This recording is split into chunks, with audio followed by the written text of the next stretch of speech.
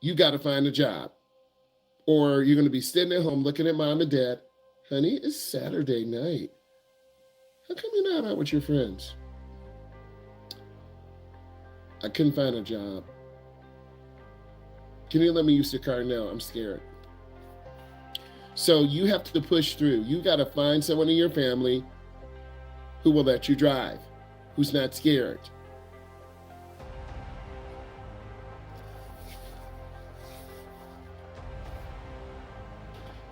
Driving, so impaired judgment and slow reaction time can significantly reduce crash risk.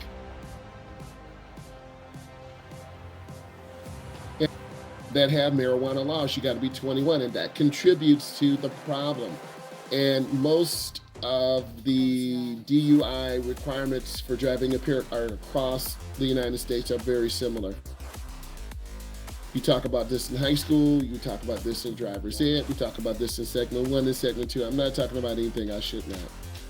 Let's talk about aggressive driving. Why is there an increase in road rage incidents? Tailgating, weaving through traffic. Why is there an increase? Please type in your answer. Why do we have an increase in road rage? You can't blame it on the young people. You can't blame it on the old people. Why is there an increase? Why did grandma cut you off, Isabel? Parker, why did the guy in the pickup truck just almost ram you and then brake check you? You don't like me.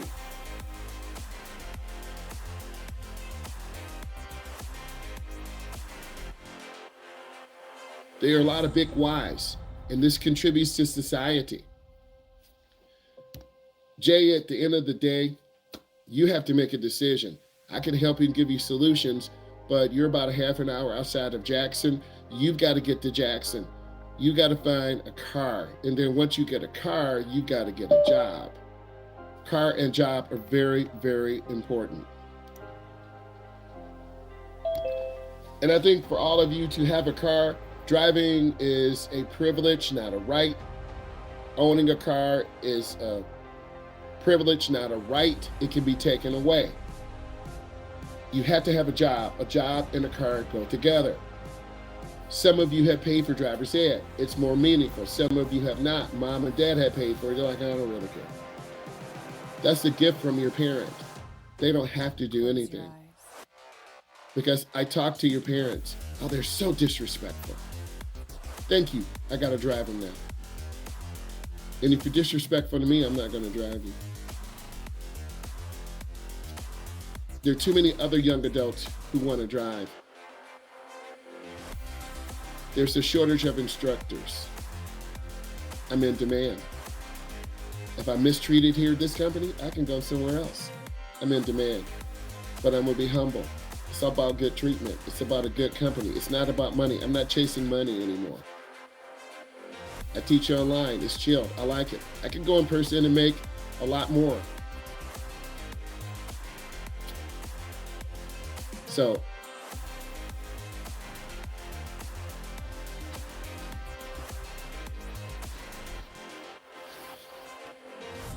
why is there an increase in road rage incidents? Aggressive behaviors like tailgating, weaving through traffic, escalate conflicts. You're going to make someone mad. People have dash cams. A lot of cars have cameras, front and back. They'll video you. Yeah, this guy, Liam, he was late going to Wayne State. He was doing about 85. He ran through 3 lights. And guess what, Liam? The Wayne State police are going to pull you over. And then mama, grandma go tear you up, bro. Oh, yeah, he was? Give me that truck back. Because what can be given can be taken away. Some of you don't care. If you don't care, then your parents are going to take the car away and you figure it out. Some of your parents are tough like that. Some are like, I don't know what I'm going to do. We'll keep giving you chances. Eventually, the state will take your license. In terms of physical impairments, such as being cross-eyed or vision, I drilled students who had corrective lenses look at surgery, okay? Because occasionally I want to call students who have vision issues, nearsighted, farsighted, cross-eyed. So I'm not an ophthalmologist, but I've seen students with these things, and you're going to have to go to a specialist. and then they're going to determine, is it safe for you to really drive? Yes, you may be able to drive enough to get your permit and get your license, but can you drive for 3 or 4 hours? Can you navigate through major roads? It's a lot.